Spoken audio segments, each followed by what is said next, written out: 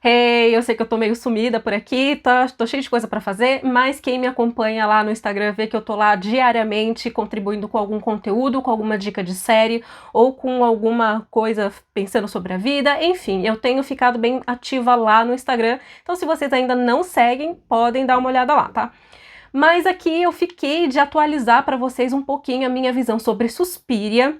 E veio a calhar de que esses tempos eu estava comentando sobre o complexo de Jocasta, né? Ou a questão da mãe edipiana e tal, por conta de algumas coisas que eu vi na internet, né? De como as mães têm tratado seus filhos. E aí eu acho que eu decidi fazer um boladão aqui com a questão do obscuro feminino, que eu vou acabar combinando aqui com essa história, né? Do complexo de Jocasta e a história ali de Suspiria. De quebra, eu vou comentar também um pouquinho sobre a Residência Hill e sobre João e Maria. Ou seja, eu vou fazer um boladão aqui com três dos principais assuntos que eu tenho visto que tem sido remexido aqui por quem tá me assistindo, né? Eu acompanho os comentários e eu percebi que ultimamente, eu acho que porque estreou no Prime Video Maria e João, então acho que o pessoal começou a comentar nesse vídeo de novo.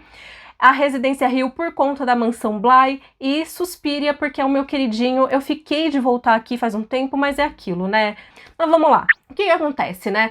Por que eu decidi juntar? O que tem em comum Suspiria, Residência Hill e João e Maria? Ou Maria e João? A mãe edipiana, né? O obscuro do feminino, ou o complexo de Jocasta. No caso, assim, o complexo de Jocasta é um termo psicanalítico. Hoje eu já não sou muito investida nessa questão de psicanálise, mas eu gosto muito do poder simbólico e das analogias que a psicanálise tem pra gente enxergar o mundo, pra gente enxergar alguns padrões de comportamento e tal.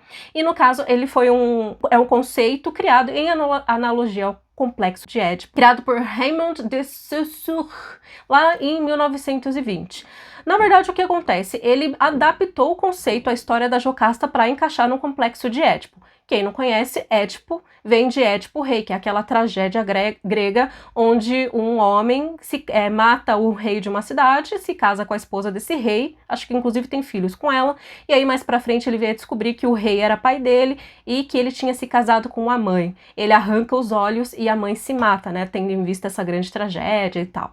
No caso, o complexo de Édipo é um conceito psicanalítico principalmente usado muito no desenvolvimento da criança, né? Quando o menino, ele é lá piquititico, sim, ele olha pra mãe, ele ama a mãe, né? Nossa, super mãe, que não sei o que e tal. Esse é o tal do complexo de Édipo, que vem a ser superado um tempo depois. Ele tem o parzinho dele, que seria o complexo de Electra. Não me aprofundei muito nisso, mas seria a filha com o pai. E aí, nesse meio desse bololô, decidiram colocar então o complexo de Jocasta, que é aquela mãe que ela ama tanto o filho, que ela não quer que ele vá embora nunca. O never é aquela mulher que vira pro filho e fala: filho, nenhuma mulher nunca vai te amar como eu te amo, tá bom? Presta bem atenção nisso, nenhuma outra mulher vai fazer o que eu faço por você. Para algumas pessoas, isso é uma grande demonstração de amor, né? Porque é o tal do amor incondicional de mãe e tal. Mas, gente, a gente entende que o papel do pai e da mãe é preparar o filho para o mundo, né? Você é criado para o mundo. Uma hora você tem que adquirir a sua independência, você tem que cortar o seu cordão umbilical. Em vários estágios da nossa vida, nós temos que fazer esse rompimento com as nossas figuras paternas e maternas. É o momento que a gente fala que a gente tem que matar pai e mãe. Alguém até comentou no vídeo lá sobre Thelma, né? Nossa, mas eu não entendi por que o pai dela, ela teve que matar o pai naquele filme. E toda a proposta daquele filme é justamente isso, né? O amadurecimento. Matar pai e mãe simbolicamente, hein, gente? Simbolicamente, pelo amor de Deus. No caso do complexo de Jocasta ou da mãe edipiana, ela investe tanto nesse amor, nessa relação com o filho, que ela não permite que o filho vá embora, que ela não permite que o filho ganhe a independência, que não corta o cordão umbilical. Muitas vezes, essa relação acaba sendo vantajosa para o filho, porque ele vai ter a casa, cama, comida, a atenção, tudo para ele sempre ali, né? Dificilmente ele vai querer sair daquela situação. E aí o que acontece? Muitas vezes essas jocastas se voltam contra as suas noras, porque é um elemento de competição ali, competição pelo filho. E aí o que acontece? Aqui você tem aquelas brigas homéricas, você tem aquela coisa de você não cuida bem do meu filho, e aí a nora fica, minha sogra me odeia, que não sei o que. A questão é que então, miga, é que você tá com o neném dela e ela tem medo de ficar sozinha. Uma coisa que é muito curiosa, eu fiz um post sobre isso no Instagram, eu vou deixar até linkado aqui pra vocês, porque eu acho que às vezes eu tô falando aqui, eu acabo perdendo uma coisa ou outra, né? Lá eu deixo tudo escrito, fica melhor, dá pra organizar melhor. Mas o que acontece, gente, é que muitas vezes essas Jocastas, elas vêm de um lugar de solidão e medo de abandono, medo de ficar sozinha, medo de ficar desamparada. Então ela se agarra naquele que ela tem certeza que vai ficar ali para sempre, e ela vai fazer questão com que ele fique ali para sempre. E aí ela vai investir nessa relação, ela vai alimentar esse filho até chegar o momento que às vezes ela investe tanta energia nele que ela vai querer devorá-lo. Aí que entra todo esse conceito do João e Maria, principalmente, e de A Residência Hill. A Olivia, a meu ver, chega ali no final, ela mostra muito bem essa questão do obscuro feminino, né? Que é essa parte feminina de você ser mãe, de você cuidar, mas você cuidar tanto e você querer desejar tanto os seus filhos, eles serem tanto objeto de desejo que você não os deixa partir. Ela enxerga eles para sempre como crianças. Tanto que a Olivia, em A Residência Hill, ela estava construindo uma forever home para todos eles enquanto eles fossem crianças, né? Ela não parou para pensar que eles iriam crescer e que eles iriam embora.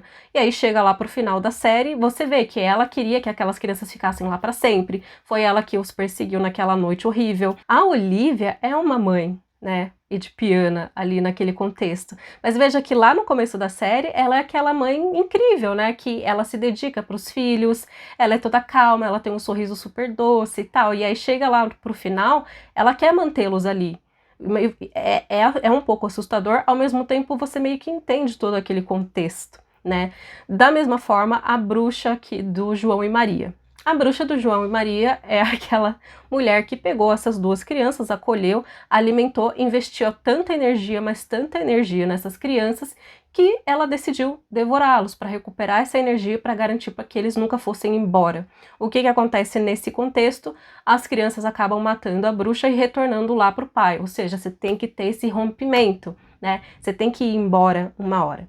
E o que isso encaixa ali em Suspiria, por exemplo? No caso de Suspiria, você tem mais uma questão de desequilíbrio de Anima no contexto do filme todo, tanto que o psiquiatra ou psicoterapeuta que vocês têm ali é interpretado pela Tilda Swinton com uma maquiagem muito boa, tá? Você tem um total desequilíbrio ali que acaba virando um ambiente opressor. Você vê que quando os homens aparecem ali em Suspiria, eles são submetidos ao poder daquelas mulheres.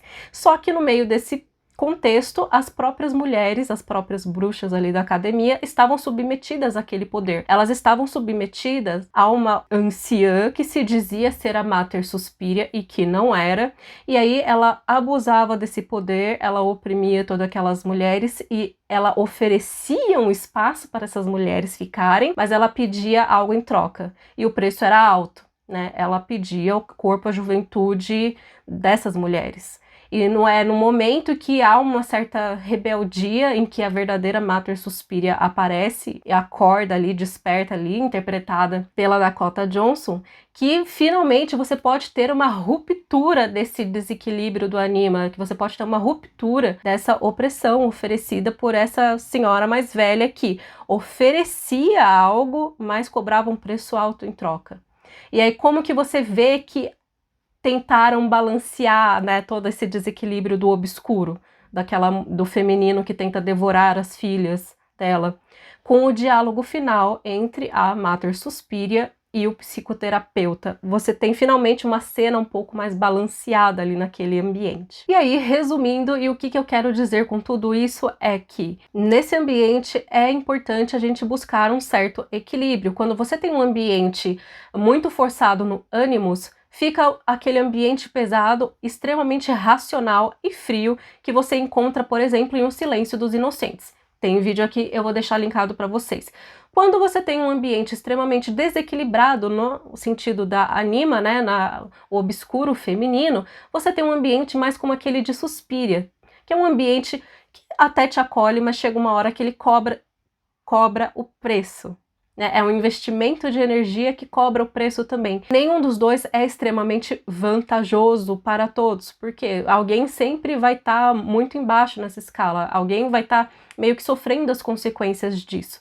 No caso aqui do complexo de Jocasta ou do feminino obscuro, mãe edipiana, que nem o Jordan Peterson coloca, quem acaba levando, assim, né, é uma dinâmica, gente, que ela pode ser prejudicial para várias pessoas, só que normalmente ela tende a ser prejudicial para os terceiros que entram nessas relações e tem se mostrado um tanto prejudicial como sociedade também, porque a gente está vendo cada vez mais adultos agindo como crianças, né, adultos que não conseguem cortar o cordão umbilical com os pais. O que não significa, gente, que tem que sair de casa, tem que abandonar, tem que, nossa, nunca mais olhar, tem que... Não necessariamente, às vezes a pessoa pode morar na mesma casa, mas ela tem esse senso de independência, né? De arrumar a própria cama, de fazer as próprias coisas, de não ter que precisar que a mãe faça a mamadeira, por exemplo, para uma pessoa que é adulta.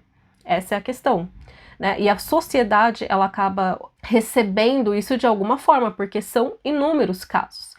Num ambiente mais fechado, num ambiente um pouco menor, você tem, às vezes, as mulheres que se casam aí com os filhos, né, com os édipos das Jocastas, e elas acabam sofrendo com certas relações conflituosas. Por quê? São relações que vêm do ciúme, da posse, você nunca vai cuidar do meu filho, só eu amo meu filho, você é uma aproveitadora, você é isso, você é aquilo e tal. E o que acontece é que nessas situações, gente, quem acaba tendo que se posicionar é o filho, é o Édipo, ele que tem que amadurecer, né? No complexo de Édipo, você encerra cortando ou matando pai e mãe. Nos complexos de Jocasta, os filhos acabam nessa situação vantajosa, por isso que realmente fica uma situação um tanto complicada. É muito difícil, né, uma terceira pessoa conseguir ocupar esse espaço da mãe. E aí fica essa dinâmica um pouco desbalanceada que cada um tem que ver. Tem gente que às vezes levanta a toalha e desiste, tem gente que lida com isso, tem gente que não lida, enfim, cada um sabe do seu. Mas eu achei que era um assunto interessante para colocar aqui. Ele surgiu lá no Instagram, eu cheguei a fazer 1 ou 2 posts explicando mais ou menos, colocando um pouquinho mais de conceito, e aí eu decidi trazer aqui para o YouTube porque eu acho legal a gente conseguir relacionar com essas produções, né, com esses filmes que a gente já assistiu e que eu já discuti aqui, tanto em Suspiria, mas para falar do aspecto do feminino, do aspecto obscuro feminino, que também ele suga, né, ele suga a vida das mulheres que estão naquele ambiente, quanto em A Residência Rio, que você tem essa mãe edipiana, que ela se doa para os filhos, mas ela não quer deixá-los partir, quanto em João e Maria, que você tem um aspecto feminino da bruxa também, que é o aspecto obscuro, que é aquela mulher que quer devorar as crianças as quais ela ajudou a cuidar. Tá? Deixem a opinião de vocês aí, vamos continuar discutindo aqui nos comentários, tá bom? Beijos!